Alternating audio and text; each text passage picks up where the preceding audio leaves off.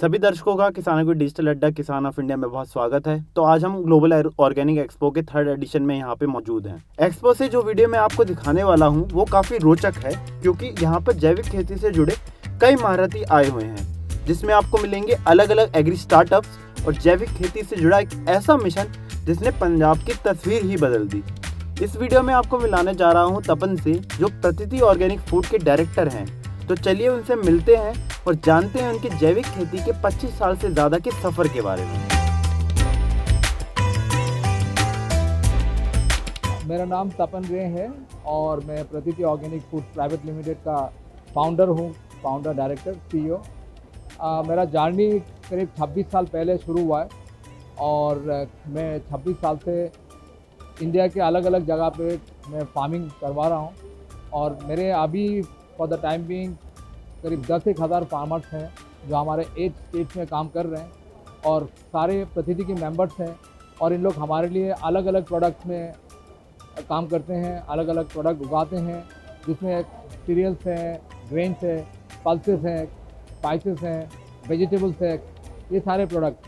अभी हम लोग यहाँ पे ऑर्गेनिक ग्लोबल एक्सपो में हम लोग आए हुए हैं और ये पिछले 2 दिन से चल रहा है। Today is the second day. तो यहाँ पे we are getting excellent response. तो इट ऑलरेडी आवर फर्स्ट, मतलब पहला बार हम लोग यहाँ पे आए हुए हैं, लेकिन वी आर गेटिंग बहुत अच्छा रिस्पॉन्स हमें मिल रहा है। एक्चुअली मैं नॉर्थ ईस्ट स्टेट त्रिपुरा से बिलोंग करता हूँ। और जब मैं स्टडी के लिए बेंगलोर आया था और मैं ग्रेजुएशन मैंने किया, उसके बाद में मैंने जब मास्टर डिग्री मेरे को चांस मिला पोस्ट ग्रेजुएशन करने का, तो मैंने एग्रीकल्चर सॉइल माइक्रोबायोलॉजी मैंने एक सब्जेक्ट लिया था। तो तब मेरे को पता चला कि जो सॉइल के अंदर जो माइक्रोब्स होते हैं, बेसिकली वो सारे जितना भी हमारे जो भी प्रोडक्ट उगता है, जो भी आप धरती माता को हम जैसे कि हम बोलते हैं कि ये जीवित है, उसका एक जो कारण है क्योंकि इसका अंदर जीवाणु, बहुत सारे जीवाणु होते हैं। जो अच्छी धरती है उसके अंदर बिलियंस ऑफ माइक्रोब्स पर ग्राम रहता है, जो आज के दिन में कन्वेंशनल फार्मिंग में ये सारे ख़त्म हो रहा है। तो बीइंग ए सॉइल माइक्रोबायोलॉजिस्ट मेरे को ये पता चला, तब मैंने रिसर्च भी किया। तो मैंने 3 साल रिसर्च किया यूनिवर्सिटी ऑफ एग्रीकल्चर साइंसेस, मेरा प्रोग्राम जो मेरा मास्टर डिग्री का प्रोग्राम था। तो तब मेरे को अंदर से ये बात आया कि मैं वातावरण के लिए, मैं एनवायरनमेंट के लिए, मैं नेचर के लिए, धरती माता के लिए मैं कुछ करूं। तब मैंने ऑर्गेनिक में मैंने चांस लिया कि नहीं, मेरे को ऑर्गेनिक में आना चाहिए। तब के टाइम में ऑर्गेनिक कोई डिफाइंड वर्ड नहीं था कि ऑर्गेनिक कैसे इसको डिफाइन किया जाए।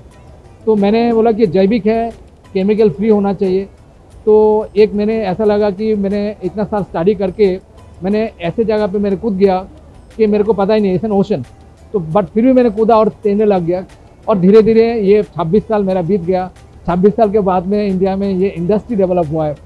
तो आई एम वेरी प्राउड कि मैं जो डिसीजन लिया 25-26 साल पहले, वो डिसीजन मेरा सही था।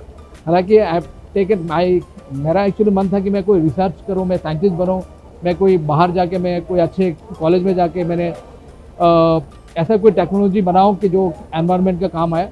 बट उसके बदले मैंने ऑर्गेनिक को चुना। मैं बाहर नहीं गया और मैं यहाँ पे इतने सालों के बाद में मेरे को बहुत अच्छा लग रहा है कि यहाँ पे एक इंडस्ट्री डेवलप हो रहा है।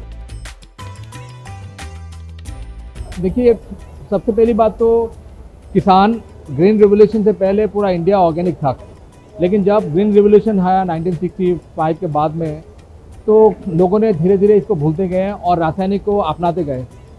इस दौरान जो धरती माता जो इसको हम बोलते थे कि जीवित है, धीरे धीरे इसका जो नुकसान वो लोगों को दिखने लग गया, किसानों को दिखने लग गया कि धीरे धीरे प्रोडक्शन कम होता जा रहा है और उसमें जो इनपुट है वो ज़्यादा मात्रा में इन लोग को डालना पड़ता था। तो हमारा यही काम था कि आप इसको पूरा दोबारा इसको जीवित करिए, और ये पॉसिबल हो सकता है कि ऑर्गेनिक के थ्रू। डिफ़िकल्ट है, लेकिन किसान को जब सपोर्ट मिलता है, जब कोई प्राइवेट कंपनीज है जो इसको हैंड होल्डिंग करता है, इसका हाथ पकड़ता है, तो किसान को तब बहुत ताकत मिलता है। जब इसको बोलते हैं कि नहीं, आप आगे चलिए, हम आपके साथ हैं, आपको सारे इनपुट देंगे, आपको कोई भी चीज़ आपको चाहिए, इनपुट चाहिए, नॉलेज चाहिए, आपको ट्रेनिंग चाहिए, सारे चीज़ और बायबैक भी आप पे करेंगे। तब जाकर किसान मोटिवेट होता है। और वैसे profit end of the day सबका ये इंटेंशन है कि प्रॉफिट, बट ये इंटेंशन जो है ना पहले अगर आए तो उसमें हम नहीं जाते हैं। तो सबसे पहली बात तो किसान इस बात को समझे कि जो धरती है जहाँ से इनको उपज लेना है वो कैसे इसको हम मेंटेन करें, इसका जो फर्टिलिटी है उसको कैसे मेंटेन करें, और ऑर्गेनिक के थ्रू ये हो सकता है। तो ज़्यादातर जो स्मॉल एंड मार्जिनल फार्मर है वो चाहते हैं कि नहीं, हम खाद और दवाई से हमें अगर छुटकारा मिले, एक एडिक्शन है, इससे अगर हमें छुटकारा मिले तो बहुत अच्छी बात है। और कोई कंपनी अगर आके हमें सपोर्ट करे तो नथिंग लाइक इट, तो उसमें किसान का सपोर्ट हमें मिलता है और हम किसान और दोनों मिल के इस काम को आगे लेके आ रहे हैं। जैसे कि जैविक का उद्देश्य ये है कि जो भी नेचर ने जो भी कुछ दिया, प्रकृति ने जो भी कुछ हमें दिया है उसको प्रिजर्व करो। जैसे कि मिट्टी है उसको प्रिजर्व करो, जो कुछ वैरायटीज़ है जो उस वातावरण में बहुत अच्छा हो सकता है उसको प्रिजर्व करो। तो प्रकृति का इंटेंशन हर वक्त ये रहा कि जो लोकल जो फार्मर है जो भी कुछ ग्रो करता है उसको पहले मेंटेन करो, और उसमें कोई गैप अगर है उस गैप को फुलफिल करो। जैसे कि हम किसान को सिलेक्ट करते हैं, उसके साथ साथ जो क्रॉप वहाँ पे उगता है उसको पहले सिलेक्ट करते हैं, उसका पहले मार्केट देखते हैं कि कहाँ पे ये हम सेल कर सकते हैं। फिर उस हिसाब से हम वहाँ पे एक ग्रुप बनाते हैं, किसान को हम ट्रेनिंग देते हैं, जो वहाँ के जो लोकल वैरायटीज़ है उसको हम देखते हैं कि इसका सारे क्वालिटीज़ क्या है, वो एक्सपोर्ट करने लायक है नहीं है, उसमें कोई गैप तो नहीं है। वो सारे गैप को फिर हम स्टडी करके फिर इसको हम फुलफिल करते हैं और किसान को हर वक्त मोटिवेट रखते हैं कि किसान इसको उगाएं, और जो भी इसको टेक्नोलॉजी चाहिए, जो भी हेल्प चाहिए, वो हेल्प प्रतीति कंपनी करे। प्रतीति के जो एग्रीकल्चर एक्सपर्ट्स है, एग्रोनॉमिस्ट है, वो इनको हेल्प करे और फाइनली हमें बेस्ट प्रोड्यूस मिले, जिसको वैल्यू एडिशन करके हम देश विदेश में इस प्रोडक्ट को लेके जाएं, जिसमें किसान फख्र महसूस करे, गर्व महसूस करे कि यस, हमारा प्रोडक्ट जो है देश विदेश में जा रहा है और लोग उसको पसंद कर रहे हैं। देखिए, किसान जो है सबसे पहली बात तो जब ऑर्गेनिक करता है उसको बीज से लेके खाद दवाई जो ऑर्गेनिक जो अप्रूव्ड इनपुट्स है, उसको जो टेक्नोलॉजी है वो सारे हम फ्री ऑफ कॉस्ट देते हैं। किसान को अगर फाइनेंस की भी ज़रूरत है वो भी माइक्रो फाइनेंसिंग हम करते हैं इंटरेस्ट फ्री। इसको सीड की ज़रूरत है वो हम देते हैं, और जब at the time of harvest, जब हार्वेस्ट हो जाता है, जब हम प्रोक्योर करते हैं तो तब हम उनसे वही जो प्रिंसिपल अमाउंट है वो हम लेते हैं। अगर किसान बोलते हैं नहीं मेरे पास अभी नहीं है, अगले साल लेना, तो भी हम करते हैं। तो इस टाइप का सपोर्ट हम कर रहे हैं। साथ के साथ हम इनको प्रीमियम देते हैं, क्योंकि हर एक प्रोडक्ट का अलग अलग प्रीमियम, जिस रेट पे हम लोग बेचते हैं फिर हम एक प्रीमियम कैलकुलेशन करके किसान को भी हम देते हैं। और हमारे बहुत सारे प्रोडक्ट फेयर ट्रेड भी है। उसमें क्या होता है कि जब हम एक्सपोर्ट करते हैं सर्टेन अमाउंट, एक हिस्सा किसान के पास दोबारा आता है। ये किसान एक इंडिविजुअल किसान के लिए नहीं है, इंडिविजुअल किसान से जब माल खरीदते हैं फिर हमारा अकाउंट सेटल हो जाता है, बट फिर हम पूरा जो किसान कम्युनिटी है उसके लिए एक फंड लेके आते हैं और वो पूरा सामुदायिक डेवलपमेंट के लिए वो यूज़ होता है। जितना भी अभी यहाँ पे सर्टिफिकेशन है, इस सर्टिफिकेशन को देखते हुए ये करोड़ रुपए हम खर्चा करते हैं इस सर्टिफिकेशन को, जिसका कोई कॉस्ट हम किसान से नहीं लेते। तो इसका मतलब है कि हम लोग का इन्वेस्टमेंट फील्ड में हो रहा है, तो इसमें हम लोग कोई रिस्क ले नहीं सकते। ये जितना भी आपका सर्टिफिकेशन है, तो this are all this is compulsory, this fair trade standard from Germany. ये आप देखेंगे कि यूएस की रॉक सर्टिफिकेशन है, नंबर 1 स्टैंडर्ड है, ये स्विट्जरलैंड के स्टैंडर्ड है, ये जर्मनी के स्टैंडर्ड है। तो ये जितना भी स्टैंडर्ड है उसको मेंटेन करने के लिए भी you have to spend crore. तो हमारा इन्वेस्टमेंट हो रहा है, तो इसमें किसान को हम एक्सप्लॉइट नहीं कर सकते। तो किसान हर वक्त मोटिवेट रहता है और हमारे साथ जुड़ने के लिए हर वक्त तैयार रहते हैं। आई थिंक देखिए, सबसे पहली बात, इंडिया में भी अभी कोविड से पहले और ऑफकोर्स कोविड के बाद में बहुत ज़्यादा डिफरेंस है। लोगों को लोग अभी ज़्यादा ऐसा फील करते हैं कि नहीं, उनको हेल्दी खाना चाहिए। और हेल्दी मतलब कि प्रोडक्ट अगर हेल्दी है, अगर इसके अंदर कोई रासायनिक नहीं है, तो इम्यूनिटी जो है ना वो बरकरार रहेगा। तो डिमांड जो इंडिया में भी बहुत हो रहा है। बाकी ऑर्गेनिक अगर कंसेप्ट देखें तो ये यूरोप से आया हुआ है, जो बिगेस्ट मार्केट है वो अभी भी यूरोप है, जर्मनी है, स्विट्ज़रलैंड है, डेनमार्क है, आपका नेदरलैंड है, इटली है। तो वहाँ के लोग इसको ज़्यादा अपनाते हैं। लेकिन at the same time India में भी अभी काफ़ी बड़ा मार्केट बनता जा रहा है धीरे धीरे लोग। और अभी पहले जैसे अभी 2 दिन से जैसे हम महसूस कर रहे हैं, यहाँ पे बहुत सारे लोग आके प्रोडक्ट ले रहे हैं। वो प्राइस बाद में पूछते हैं, पहले बोलते हैं कि हमें प्रोडक्ट चाहिए, और अगर अच्छे प्रोडक्ट है तो लोग लेने के लिए इच्छुक रहते हैं। See I think it is endless, like हम लोग, मैं सबसे पहली बात तो मैं जो ऑर्गेनिक बिजनेस है इसको मैं CSR एक्टिविटी मानता हूँ। मैं इसमें मार्जिन जो है ना, अगर आप अच्छा काम करेंगे तो मार्जिन आएगा, आज नहीं तो कल आएगा। बट हम लोग क्या करते हैं कि जितना भी हम लोग का मार्जिन है वो सारे डेवलपमेंट के खर्चे में जा रहे हैं। तो बेसिकली वी डोंट कैलकुलेट के 10% करना है। It can vary from 10 to 50, 15, 20, 30, even higher. तो at times when we started we are negative, but still हमारा 50% of the profit goes for the CSR activities.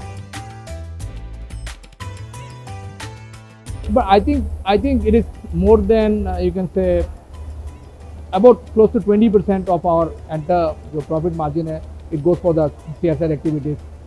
And CSR activity means like of course one is development, but इसके साथ साथ ये भी है कि किसान को कैसे हम और बेटर कर सकते हैं इसका लाइफ, मतलब कि एज ए कम्युनिटी कैसे इसको और मोटिवेट कर सकते हैं। इनके जो चिल्ड्रन है, आने वाले जनरेशन है, उसको भी कैसे हम मोटिवेट कर सकते हैं, उसमें भी ध्यान रखते हैं। तो ब्रांडिंग इज डिफरेंट है, बट हमारे लिए जो फार्मर्स है they are the biggest brand, because सबसे पहली बात उनको काम करना चाहिए। उन्होंने अगर अच्छा काम कर लिया तो हमारा ब्रांड वैसे एस्टेब्लिश होगा, क्योंकि सारे प्योरिटी जो है ना उनकी तरफ से आना है। वैल्यू एडिशन हम लोग कर सकते हैं, टेक्नोलॉजी है, प्रोसेसिंग आप कर सकते हैं। प्रोसेसिंग आज के दिन में इंडिया में बहुत सारे प्रोसेसिंग, लेकिन प्रोडक्ट ऑर्गेनिक में सबसे जो इम्पोर्टेंट बात है वो है किसान ने अगर माल सही दे दिया तो आपको, तो किसान के लिए हम बहुत खर्चा कर रहे हैं। ब्रांडिंग तो अपने आप ही हो जाएगा, क्योंकि अगर अच्छा प्रोडक्ट है आपके पास, ये लोग जब खाएंगे तो भी पता चल जाएगा। तो हमारे यहाँ पे हमने कुछ किया नहीं है, हमने यहाँ पे आया, हमने 2 लाख रुपया खर्चा किया, लेकिन हमारे प्रोडक्ट जो जितने भी लोग लेके गए सबका नंबर रखा है, और सबसे हम पूछेंगे कि आपको प्रोडक्ट कैसा लगा। सबसे हम फीडबैक, हम ये नहीं लेंगे कि आप और कितना किलो लेंगे, आपको कब माल भेज दूँ। हम सबसे को ये बोला कि आप ज़रूर फीडबैक देना, और इनको हमने रिक्वेस्ट किया कि आप ज़रूर अपना नंबर दीजिए, दे के जाइए, हम आपसे पूछेंगे कि कैसा लगा। तो I think it is word of mouth. तो branding is like what people can trust you. जो आज मेरे से लेके गया, अगर उनको वही एक्सपीरियंस हुआ तो दैट इज़ द ब्रांड। जैसे इस टाइप का प्लेटफॉर्म हमें मिलता है, एग्जीबिशन हो गया जहाँ पे 3 दिन का प्रोग्राम रखा है। हालांकि ये गवर्नमेंट ऑफ इंडिया का प्रोग्राम है, यहाँ पे बहुत सारे किसान आए हैं। मेरे पास ऐसे बहुत सारे किसान आए हैं जहाँ मतलब साउथ से आए हैं, जो मिलेट ग्रो करते हैं या कोई यूनिक प्रोडक्ट ग्रो करते हैं जो हम लोग के पास नहीं है, हमारे बास्केट में नहीं है। तो हम इनको चांस ज़रूर देते हैं। अगर इनके पास प्रोडक्ट है तो हमने ये बोला कि आप अपना नंबर दे के जाए, हम आपको कांटेक्ट करेंगे, हमारे टीम वहाँ पे पहुँचेंगे और उनसे प्रोडक्ट हम लेंगे। तो यही है बेसिकली कोलैबोरेशन के साथ में हम काम करना चाहते हैं। ये नहीं कि प्रतिदिन ने जो कर दिया दैट्स ऑल। तो वी आर वेरी ओपन, हम लोग मतलब ओपन माइंडेड है, और हम किसान के साथ और जुड़ना चाहते हैं। जो कर लिया 8 स्टेट, लेकिन इंडिया में और भी बहुत सारे स्टेट्स है। कर्नाटका में हम लोग नहीं है। अब कर्नाटका फार्मर मेरे पास आ रहे हैं कोई प्रोडक्ट लेके, तो मेरे को अच्छा लगा, और इट्स ए विन-विन सिचुएशन। तो आई थिंक प्रतीति stand for collaboration, Pratiti stands for the sustainability, Pratiti stands for organic and overall winning of everyone, like or Pratiti wants to be an example, like in India as far as organic is concerned, जिसके लिए 26 साल का प्रयास जारी है और आगे भी जारी रहेगा। Thank you very much. किसान ऑफ इंडिया के YouTube चैनल को सब्सक्राइब करने के लिए नीचे दिया हुआ सब्सक्राइब बटन दबाएं और किसान ऑफ इंडिया से जुड़े सभी अपडेट्स को पाने के लिए बेल आइकन दबाना ना भूलें।